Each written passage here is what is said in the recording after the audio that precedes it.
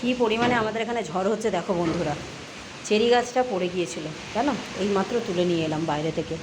ছাদের কার্নিসে বসানো ছিল, প্রচুর চেরি ধরেছে আর হচ্ছে পড়ে গেছে। বালতিটা যদিও ভাঙেনি, কিন্তু বাধ্য হয়ে বৃষ্টিতে ভিজে ভিজেই তুলে নিয়ে এলাম। আর এটা হচ্ছে লেবু গাছ, এই তো টপ কেটে চলে গেছে। এটা একটা আপাতত গামলার মধ্যে বসিয়ে রেখেছি আমি। আর কী পরিমাণে জ্বর হচ্ছে দেখো, তোমাদের বাইরে একটু দেখাই। দেখো কী পরিমাণে ঝড় হচ্ছে, দেখো আমার বাগান কী অবস্থা। আমি জানি না কাল কতটুকুনি বাগান আস্ত থাকবে।